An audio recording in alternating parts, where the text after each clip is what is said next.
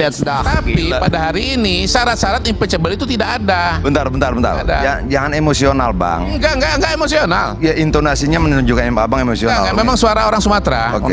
Saya juga Sumatera. Nah, sama kalau gitu kita. Oke, dan tidak sekeras itu tentunya. Oke, gini. Ada hukum tata negara, tapi di sisi lain juga ada hukum sejarah. Berapa sih jumlah presiden Indonesia sejak kita merdeka? Berapa? Coba hitung satu-satu. Oke, berapa yang ditumbangkan di tengah jalan? Dalam persentase berapa persen? Oke, dari 7 berapa yang ditumbangkan di tengah jalan? Bung Karno? Pak Harto. Soeharto? Siapa satu lagi? Ya, 3. Kalau 3 dari 7 itu berapa persen? Artinya dari angka-angka itu mungkin nggak terjadi. Mungkin, kata Bang Kodari, ini tinggal 3 bulan lagi. Oh, sejarah selalu bercerita berbeda dengan apa yang kita tuliskan dalam kepala kita. Kenapa? Soeharto itu dilantik tanggal 18 Mei. Tanggal 11 Maret pelantikannya, diturunkannya 21 Mei. Cuma 70 hari. Dia presiden yang diturunkan 70 hari setelah dilantik. Itu impossible bagi banyak orang, tapi dalam kata sejarah terjadi. Politisi Partai Demokrasi Indonesia Perjuangan, Adiana Pitupulu, membuat pengamat politik M. Kodari tidak berkata lagi. Awalnya, Kodari mencoba membela Jokowi dengan mengatakan bahwa impeachment yang akan dilakukan oleh masyarakat tidak mungkin terjadi lantaran masa menjabat Jokowi tinggal menghitung hari. Kodari menganggap bahwa itu adalah hal yang sangat mustahil karena impeachment memerlukan waktu yang cukup lama. Mendengar pernyataan dari M. Kodari tersebut, Adiana Pitupulu membantah. Oke, 1 hari dikeluarkan putusan MK, DPR RI berkonsolidasi membuat balik. Hari berikutnya ratusan ribu orang turun ke jalan. Dari kacamata ilmu pengetahuan susah, tapi sejarah bilang saya akan memilih orang-orang saya sendiri. Mahasiswa akan katakan saya siap menjawab tantangan zaman dan sejarah. Terus apa yang tidak mungkin dalam konteks ini? Mau membantah sejarah? Sejarah kita begitu kok. Mana ada orang bilang dulu Soeharto bisa diturunkan cuma 70 hari setelah dia dilantik. Lalu mungkin nggak kemudian ada orang mau diturunkan 70 hari sebelum turun? Ya mungkin saja dalam konteks sejarah pernah terjadi yang serupa itu. Kita membantah apa gitu loh. Ia lalu memberikan argumen, dalam sejarah Indonesia tidak ada hal yang mustahil. Ia mencontohkan dari 7 presiden yang pernah memimpin Indonesia, 3 diantaranya diturunkan oleh masyarakat. Bahkan Presiden Soeharto baru 70 hari dilantik menjadi presiden. Namun oleh rakyat, Presiden Soeharto berhasil diturunkan. Hal yang sama bisa saja terjadi dengan Presiden Jokowi. Meskipun ia tinggal menunggu hari, jika rakyat berkehendak, Jokowi bisa diturunkan. Hal itu akan menjadi presiden buruk bagi Jokowi karena membuat sejarah buruk di akhir masa jabatannya. Turunnya ratusan ribu mahasiswa ke jalan karena dilatar belakangi dengan kesombongan Jokowi bahwa dengan mengubah undang-undang untuk keluarganya, masyarakat akan diam. Ia pikir masyarakat semua bodoh. Itu loh, dan semua yang tumbang seperti Soeharto itu selalu awalnya kesombongan. Dan yang harus kita lihat, gerakan mahasiswa kemarin memberikan saya satu kesimpulan sederhana. Keberuntungan Jokowi sudah selesai. Selesai. Dia gagal bukan oleh parlemen, dia gagal bukan oleh politisi, dia gagal bukan oleh yang lain, tapi oleh anak-anak muda tak terduga ini.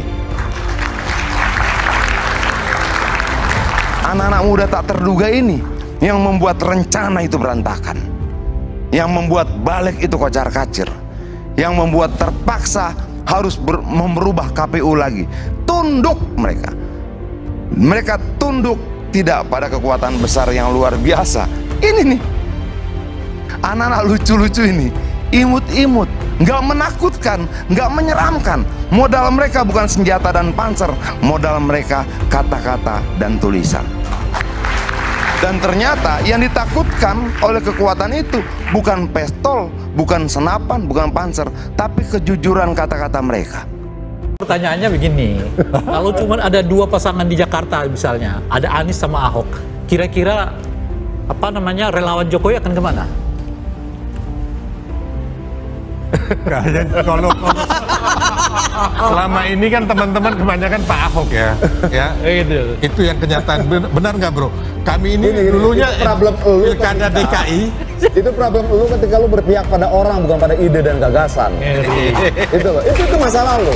Kalau lu komitmen berpihak pada ide dan gagasan, lu tidak akan bingung seperti Enggak. Bukan. Waktu itu, bro, kita mendukung itu, Pak Ahok jangan karena ide dan gagasan, karena dia punya hati buat rakyat. Waktu itu, ingat nggak? Tapi kalau sekarang Pengamat politik Ray Rangkuti membuat pendukung Jokowi Sylvester tidak bisa berkata-kata saat diberikan pertanyaan. Setelah Jokowi nantinya purna dari tugas presiden, para pendukung Jokowi akan memilih siapa antara Anies atau Ahok. Mendengar pertanyaan tersebut, Sylvester tidak bisa menjawab. Kontan saja, Sylvester menjadi bahan tertawaan para narasumber. ada Anies sama Ahok, kira-kira relawan Jokowi akan kemana?